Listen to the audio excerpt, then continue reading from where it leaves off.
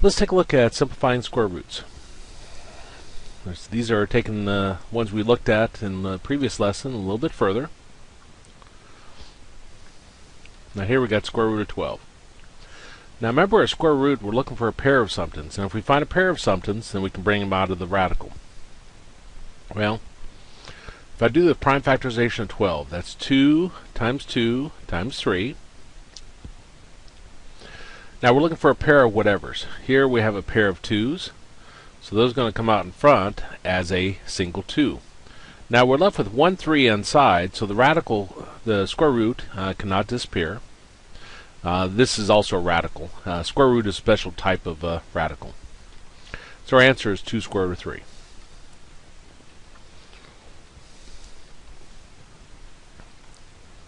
On this one, we got square root of 72. Well, 72 is 2, 4, 8 times 3 times 3. 8 times 9 gives you 72. Okay, we're looking for a pair of somethings. Well, here's a pair of 2's, so that's going to come out in front. And here's a pair of 3's, so that's going to come out in front. Now when they come out with multiplication between them. So we'll have 2 times 3, and then we're left with a single 2 inside. So again, the pair of 2's comes out as a single 2, the pair of 3's comes out as a single 3. 2 times 3 is 6, so we got 6 square root of 2. Excuse me.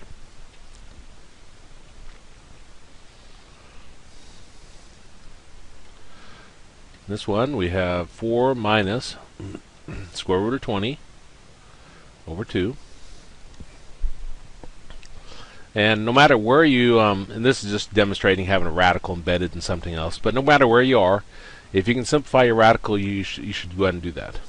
Well, 20 is 2 times 5. Now remember, with the square root, we're looking for a pair of somethings. So here's a pair of 2's, so those are going to come out in front as a single 2. And the 5 remains inside. Now, you see this pop up in the quadratic formulas, which is why they're introducing it here, is if you can divide this number, and this number by the same number, do so. It should be called a 3-number rule. Well, they're all divisible by 2, so 4 divided by 2 is 2, minus 2 divided by 2 is 1, square root of 5, over 1, which just gives us 2 minus the square root of 5. Those 1's disappear.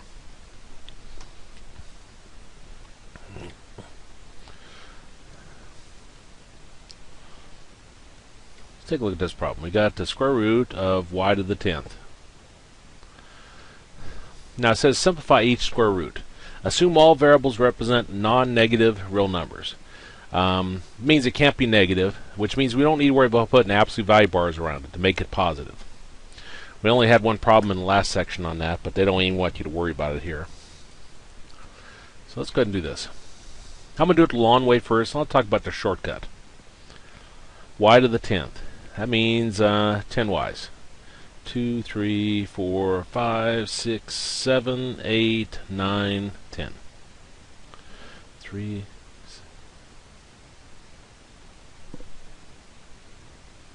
That was interesting. Guess it wasn't outside my house. There was a noise outside. Well, remember the square root, we're looking for a pair of somethings. Here's a pair of y's. Those are going to come out. Here's a pair of y's. Those will come out. Here's a pair of y's. Those will come out. Here's a pair of y's. Those come out. And here's a pair of y's. And those will come out. Now each one comes out as a single y. And they come out with multiplication between them. So I got 1, 2, 3, 4, 5 y's out in front.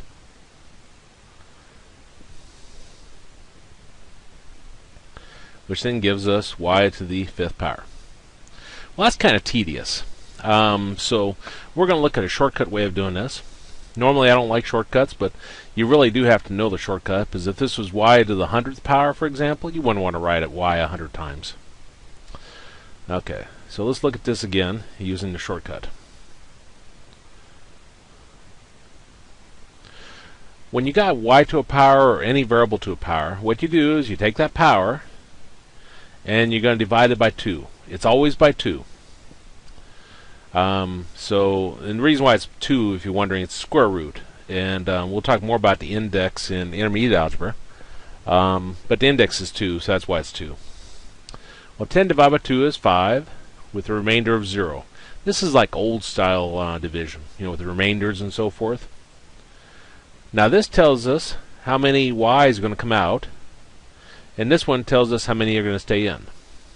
Since I got 5, that means I'm going to have 5 y's come out, y to the 5th, and 0 y's stay in, so the radical disappears. So that's how you can very quickly get your answer. We'll have other examples of that.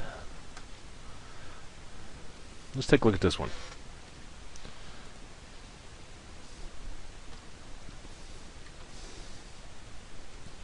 We've got square root of 75 y to the 13th. Well, I'm going to treat the numbers just like normal. 75 is 3 times 5 times 5 times y to the 13th. Well, again, we're looking for a pair of somethings. Here's a pair of 5s, so a pair of 5s is going to come out as a single 5, right there. Let's figure out how many y's come out. Well, we take our power, the 13, we divide by 2. 13 divided by 2 is 6, with a remainder of 1. This is how many are going to come out, and this will be how many stay in. So we're going to have 6 y's come out, so we got y to the 6. Now inside the square root, we have the 3 left, and this says we're going to have 1 y. So this would be our answer.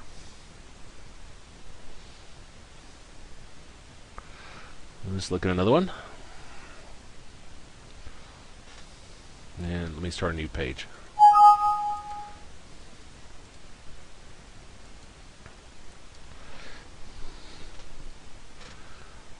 Okay, so we got square root of 80 into the 21st. Okay, let's look at our number first, 80. That's 2, 4, 8 times 10, which is 2 times 5. So 2, 4, 8, 16, 80. Times into the 21st. Okay, we did our prime factorization of 80. So we're looking for a pair of numbers, or pair of somethings. Well, here's a pair of 2's, and here's a pair of 2's. So a pair of 2's is going to come out as a single 2, and this pair of 2's will come out as a single 2. So we got 2 times 2 out in front. Now the ends. We take our 21, our power, divide by 2, and that gives us 10 with remainder of 1. Well, this tells us how many we have come out, and this tells us how many we stay in. Which means we're going to have 10 ends come out. Now we're left with 5 inside, and we're also left with 1 in. Which gives us 2 times 2 is 4, so we've got 4 into the 10th, square root of 5 in. And that's our answer.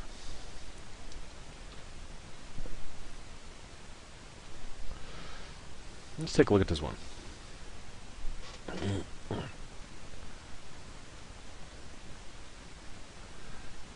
Got square root of 72, a to the 10th, b to the 7th. And let's look at our number first. 72 is 2, 4, 8 times 3 times 3. A to the 10th, b to the 7th. Okay, we're looking for pairs of something. Here's a pair of 2's, that's going to come out. Here's a pair of 3's, that's going to come out. So we're going to have 2 times 3. Now the a's. Our power is 10. So we always divide by 2. So 10 divided by 2 is 5 with the remainder of 0. This is how many come out. And this is how many stay in. So we're going to have 5 a's come out. Now for our b's. Our power is 7. So we've got 7 divided by 2. That gives us 3 with the remainder of 1. This is how many come out. And this is how many stay in. So we're going to have 3 b's come out. And we're left with this 2 inside. And no a's and 1 b. Oops. I guess I need to simplify that. 2 times 3 is 6. So we got 6a to the 5th, b to the 3rd, square root of 2b. And that's our answer. Now this one we've seen before, but it leads into the next idea, next formula. We've got square root of 4/25. Now simplified form means get rid of fractions inside of square roots. Can't have fractions inside of square roots. I'll write all this down here in a minute. We also can't have any square roots down in the denominator. But this one's easy. Because if you think of 4, that's 2 times 2. And 25 is 5 times 5. Well, square root, we're looking for a pair of somethings. Here's a pair of 2/5, so they're going to come out as a single 2/5. So that one worked out pretty nice.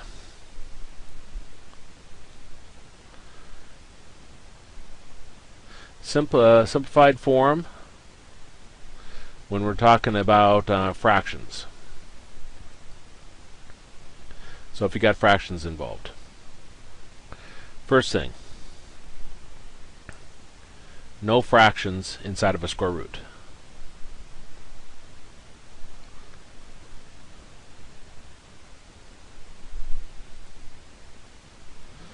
So we can't have any fractions inside of a square root.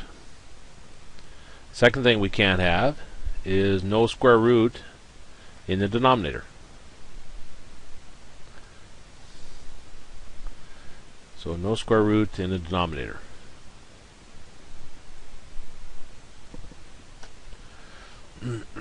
So those are the two things that we're going to be looking at. We also have some properties. Let me go ahead and write them down here. We'll use them on the next page. But one of our main properties that we use for this type is that if you have the square root of something over something, boy, that's really vague, isn't it? A and B can represent anything, numbers, variables, whatever.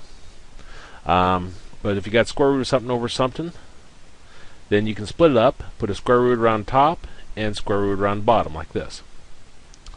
Now that may not seem so important right now, but it will be once we start working these problems. So let's take a look at that.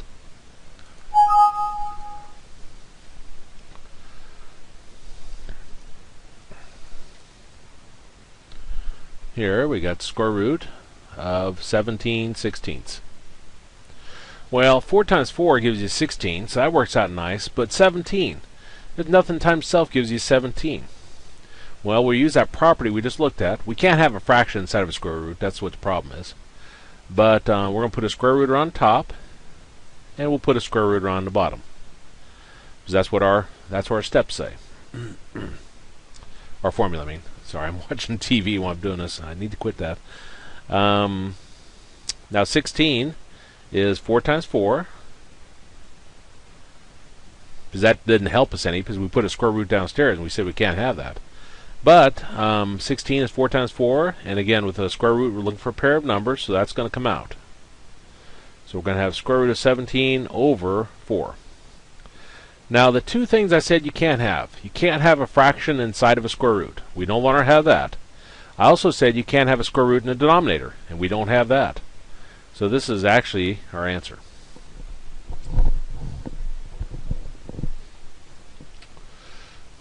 Let's look at our next problem. 10. And we have the square root of 3 over x squared. Well, right away we said we can't have a fraction inside of a square root.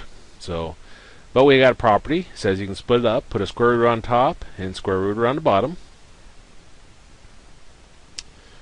Well, we can't have a square root in the denominator, we said. But square root of x squared is x times x. With the square root, we're looking for a pair of something. Here's a pair of x's, so they can come out as a single x. Now notice the instructions. Assume all variables represent positive real numbers. That means you don't have to worry about putting absolute value bars around the variables. So we got it in that form. Now the two things we don't like. We don't want fractions inside of a square root. We don't have that. And we don't want any square roots in the denominator. We don't have that. So we're fine. This is simplified form.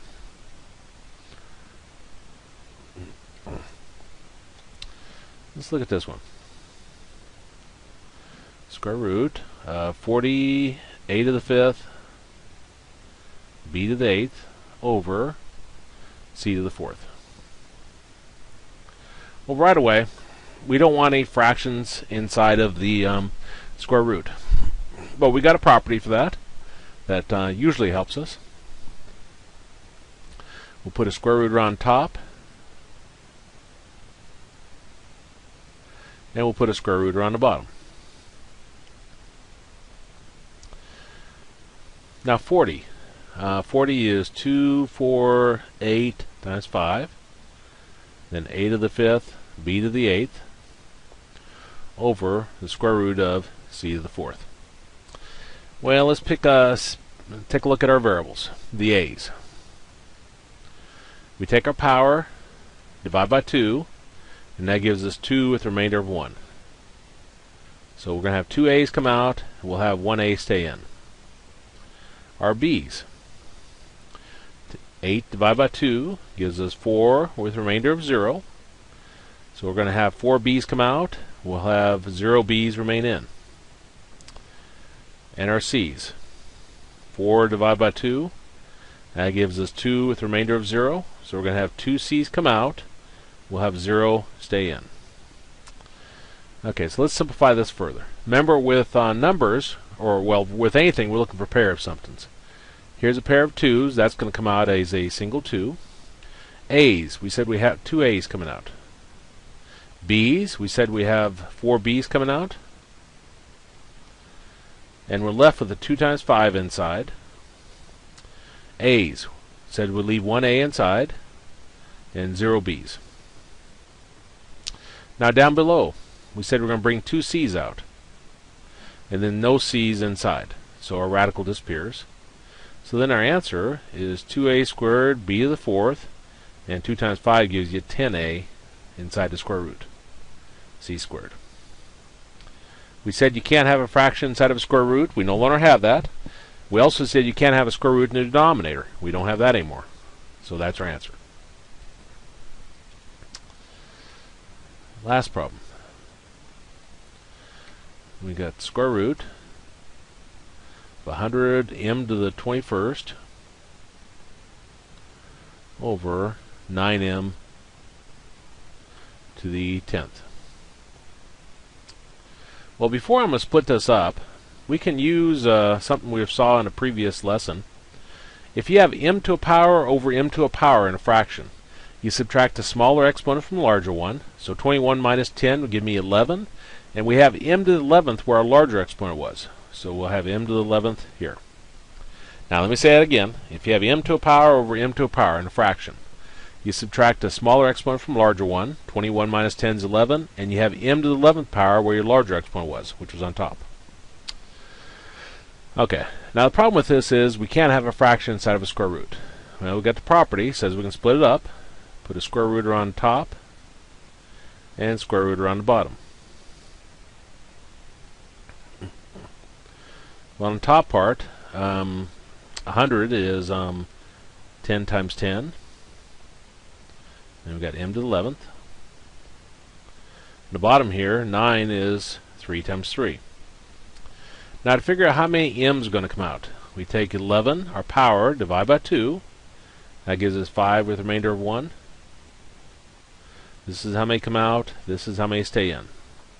Well, the pair of 10s is going to come out as a 10. And we're going to have 5 m's come out. And it says we have 1 m stay in. And a pair of 3s comes out as a single 3. And that's our answer. And the end of that section. So let me go ahead and save it.